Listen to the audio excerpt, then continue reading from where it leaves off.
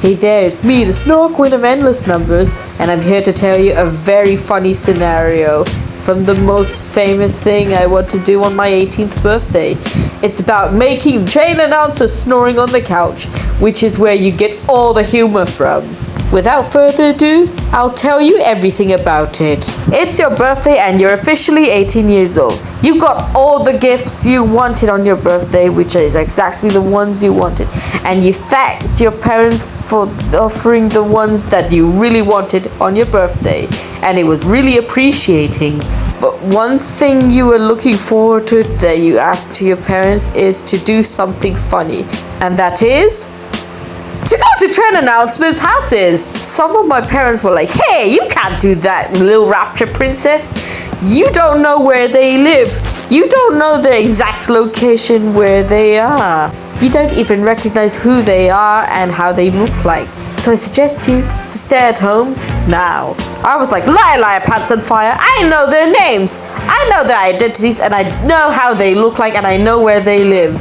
Then they were like, which city do they live in? I wisely said Emma Clark lives in Altrincham, Manchester. Celia Drummond lives in southern France, which is Roquebrune-sur-Argens, which is a village in France. Julie Berry lives in Barons Court. Emma Hignett lives in Staindrop. And Eleanor Hamilton lives in Greater Manchester. See? I told you I recognized them. I always hear their announcements on the tube. I didn't even care about my parents that much, so I left my home and used public transport. Which train announcer should I make to snore on the couch first? Oh yes, Celia Drummond! Let's go to her house and make her snore on the couch.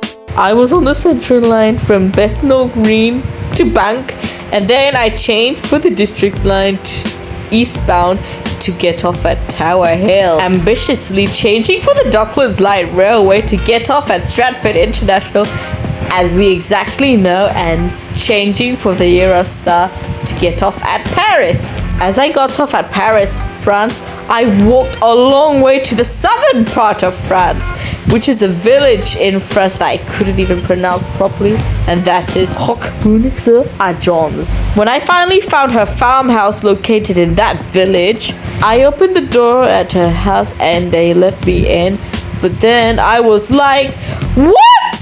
Celia Drummond is gone! She's dead! Then I soon realized that she passed away at the age of 70 due to general ill health. She didn't have any nutrition, hydration, or any rest. The doctors should have gave her plenty of nutrients, plenty of liquids, and a couple of deep sleep, but it's too late. They had to put her body at rest.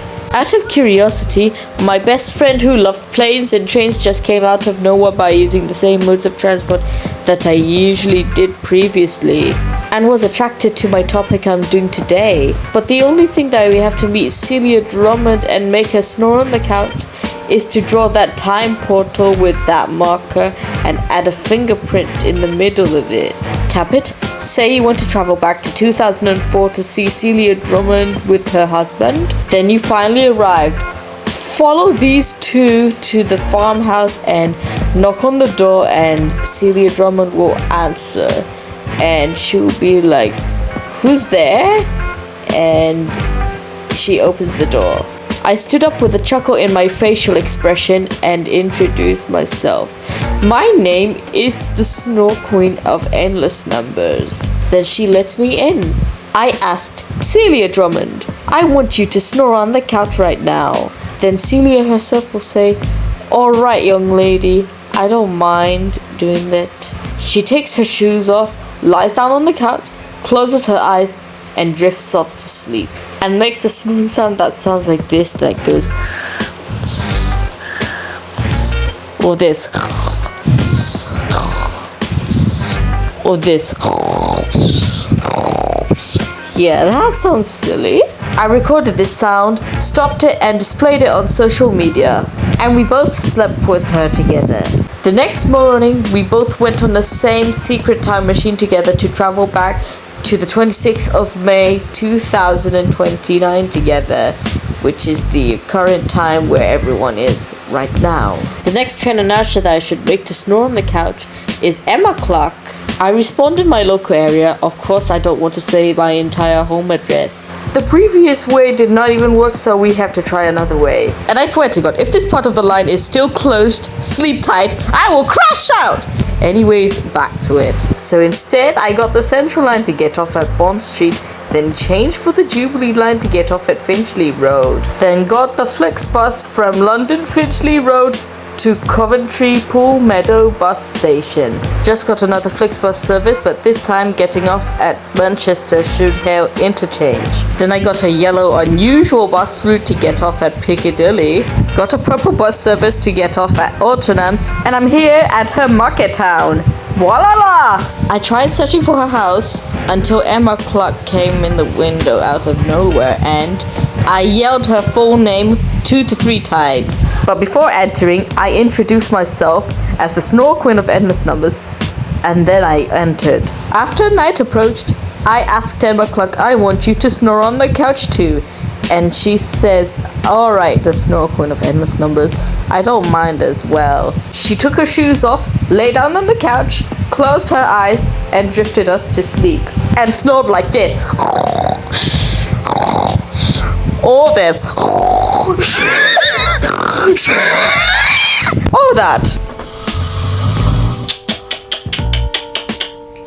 Yeah, that is totally awkward. I recorded this for 10 straight whole minutes, and then I stopped it and displayed it on social media and went to sleep. We responded our local area again, and the next train announcer we're going to do is Julie Berry. I got on the Central line with my friend to get off at Holborn and changed for the Piccadilly line to get off at Barons Court.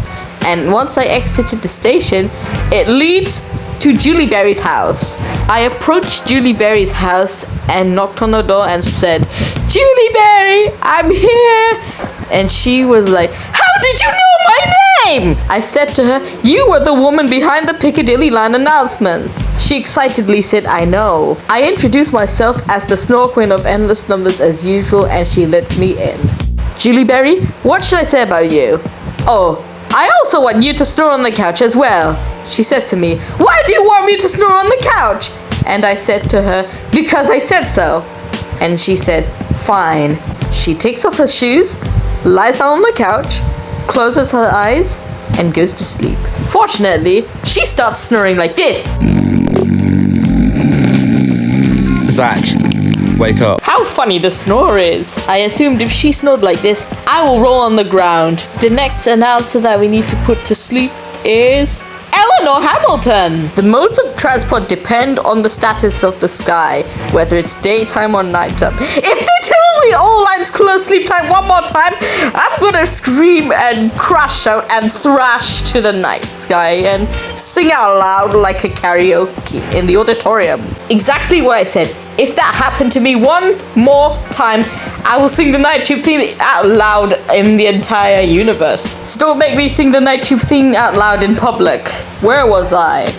Oh, if it was about to be nighttime, or maybe it's completely nighttime, maybe you're about to take that line that is about to be closed, like yeah, any of these branches that will be closed will be put to sleep, and you might have to take an alternative route instead, because Night Tube has occurred. It's nighttime in my local area, and I'm here to take the Central line to get off at Oxford Circus and change for the Victoria line to get off at Euston. Got the Avanti West Coast to get off at Wigan Northwestern, and got a Northern service to get off at Bolton. Here I am in Bolton, Manchester.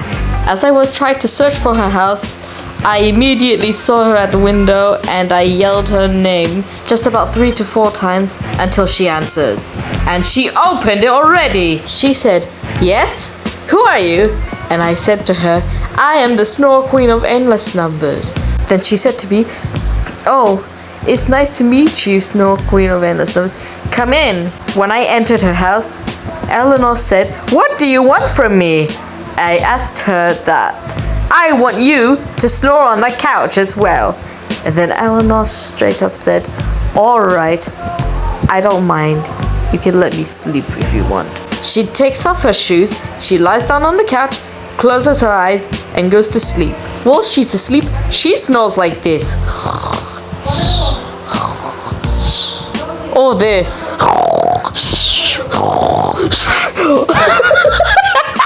That sounds hilarious. Now the last train announcer that we didn't do that needs to snore on the couch and lives far, far away is Emma Hignett. We both spawned in our local areas for the last time because this is the last train announcer to snore on the couch.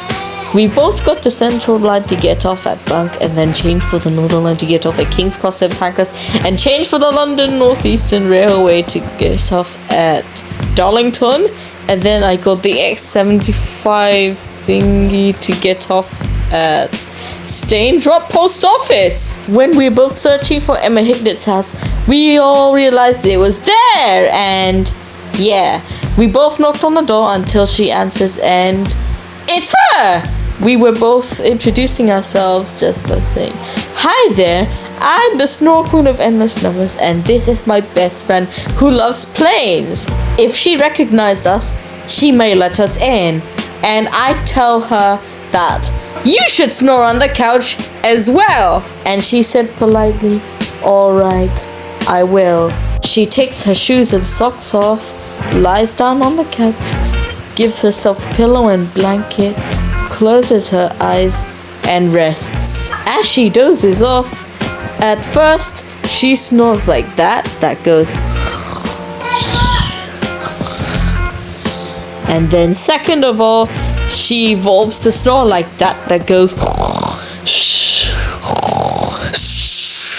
and then last but not least, she elevates it to that sound that goes like this.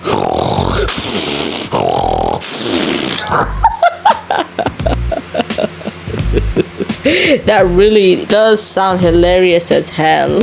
Afterwards, we all enjoyed the amusement from the loud snoring that came from the train announcers that were snoring on the couch. So we all had to go back to our own houses by using the inverse of what I used as public transport. When I finally returned home, my parents were really suspicious about it and said to me, "Snore Queen of Endless Numbers, where have you been?" And I said to them, "I went to train announcers' houses and made them snore on the couch." And then my parents were like, "What the heck? That is really, really, really stupid. You shouldn't have done that because that is weird as heck. And this is not funny anymore. You know you're supposed to be staying at home and stay with us, but you disobeyed us." To end the spoof in an algorithm, I said, in rare occasions, maybe the train announcers will come to my house back and find me because of what I did was very, very, very intimate. I should have traveled back to 2021 to cure Celia Drummond's illness, but I just forgot about it and it's too late. As of today, all 5 videos of the train announcer snoring on the couch has been displayed on YouTube to be preserved and to be watched by snoring fans.